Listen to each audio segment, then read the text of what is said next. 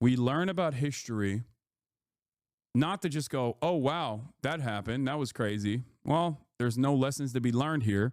We learn about history specifically so that we don't repeat it.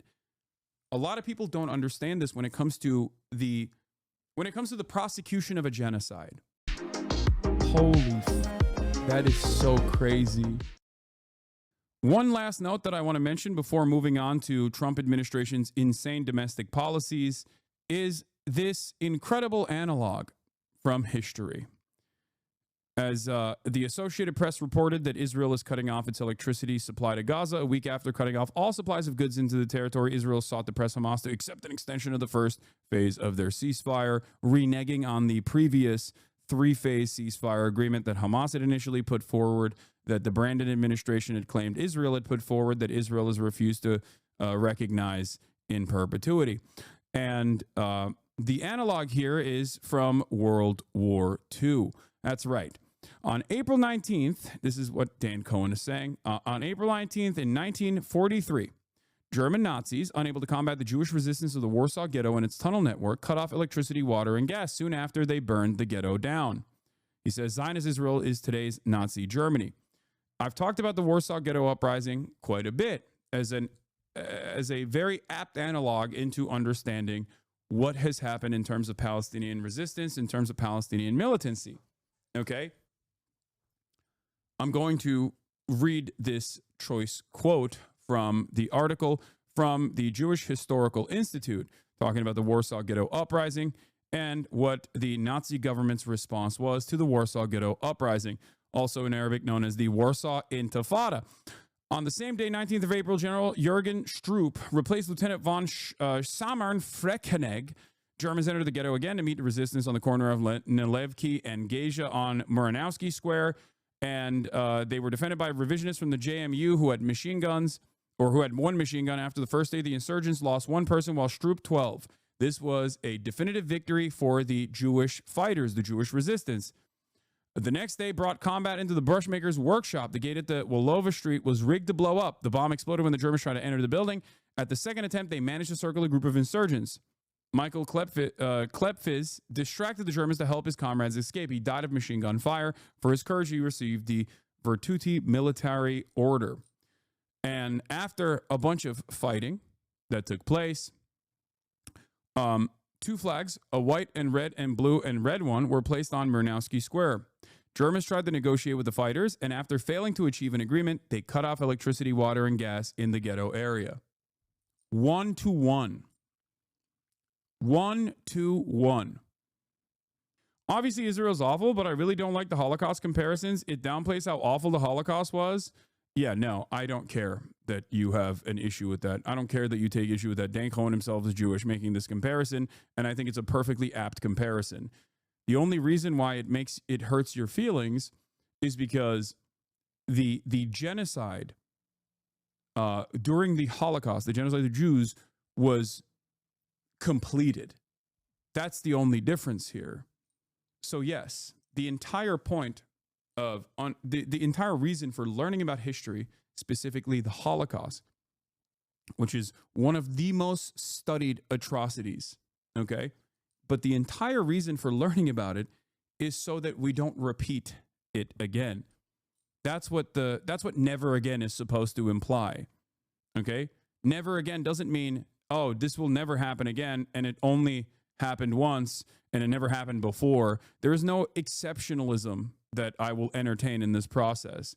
I never entertained it when we were talking about concentration camps for deportations along the American border, when people would get mad at that and they'd be like, oh, how dare you call it a concentration camp? That is precisely the purpose. Okay? The idea that we can't look at horrifying atrocities throughout history with hopes of recognizing how we got there, how those people got there, and learn some lessons and apply that to ongoing current atrocities, it basically betrays the entire reason for why people learn history. Okay? It is a perfectly apt comparison, and I urge you, chatters who consider this to be unique or exceptional, I urge you to try to seek within, dig deep, and try to figure out why you think it's exceptional. I get that. It's just illegal in my country, which is Germany. Of course. Listen to what I'm saying. Okay? Listen to my words.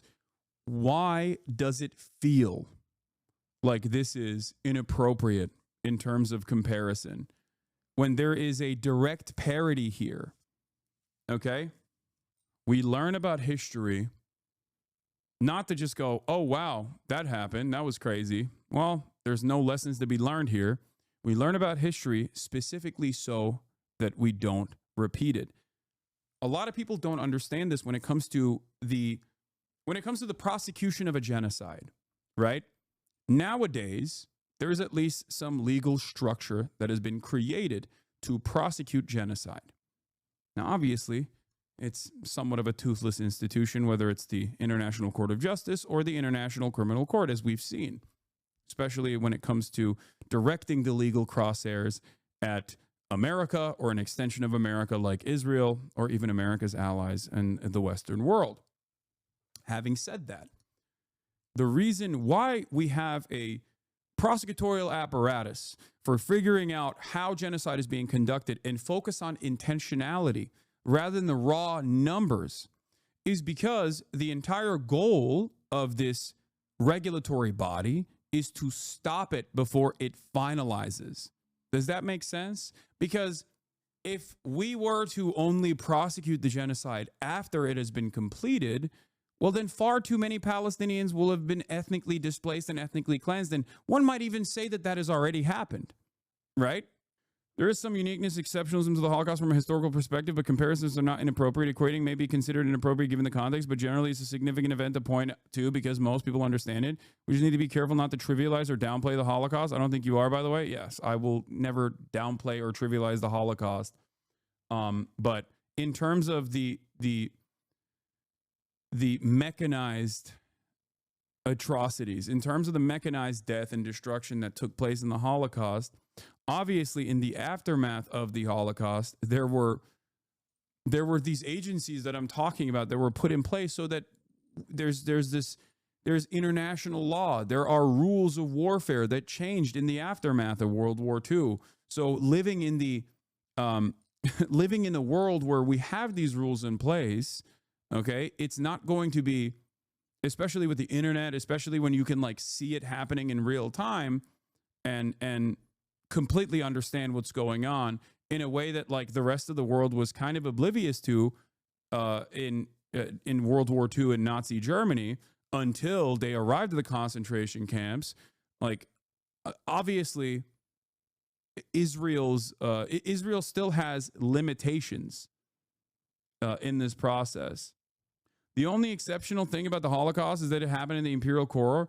Jay Mershon, you said you are moronic, but I do think that it's not the only exceptional thing about the Holocaust, but it certainly is an exceptional thing about the Holocaust, especially considering the many different atrocities that took place prior to the Holocaust during colonialism, whether it be chattel slavery or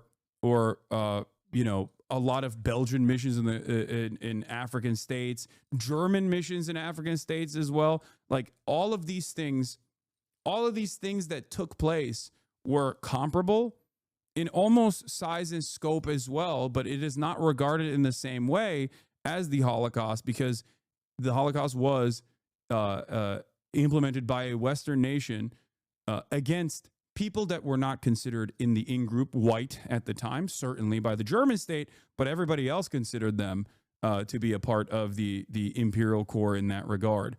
It was being done it was neighbors doing it to their neighbors. But yes, that's not the only exceptional aspect of it, though. That's not correct. I think the industrialization of this genocide was, I think, a unique part of this as well. But I would say that my only issue is the word only. Look at Rwanda. The mechanisms of which genocide took place there are immensely different from the Holocaust. No, absolutely. But I'm not even talking about that. I'm talking about colonial violence beforehand from the very same states or like, neighboring states. When the victims are Africans, usually it's just regarded as a part of history, but never never paid attention to in the same way. And I think that it's certainly because of the singular industrialized nature of the Holocaust, but also beyond that, the victims as well, for sure. And yes, in terms of the sheer brutality and in terms of the sheer violence, like, the situation is very different now. Like, we have rules specifically designed to make sure that this doesn't happen ever again. So, of course, those rules are limitations set upon the Israeli state. The Israeli state is also not waging this industrialized warfare that it calls war, but it's actually a genocide upon a captive civilian population it is the belligerent occupier of without American support. They're not doing this on their own. They would never be able to do this on their own, which is part of the reason why there is some limitations to what they can get away with doing. And they greatly, push the boundaries to the best of their ability. Make no mistake. To quote Mark Edelman, a surviving leader of the uprising, all it was about ultimately was that we not let them slaughter us when our turn came. It was only a choice as to the matter of dying. Yeah. Are you regretting voting for Trump yet? Ha ha ha. If you think I voted for Donald Trump, you need to go back to your doctor and ask him to prescribe you lithium because you are hallucinating.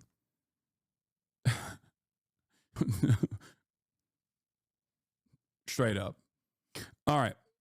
Anyway, we shouldn't.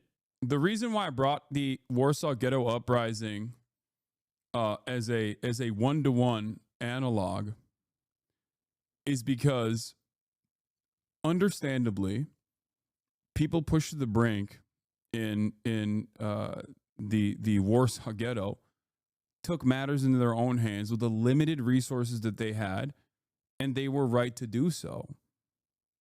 Okay? And the German government that had profound power and control over this captive population greatly increased the violence in that process.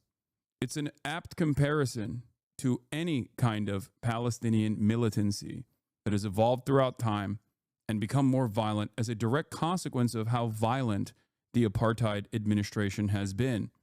Lithium is a mood stabilizer, not an antipsychotic. Okay, my bad. So,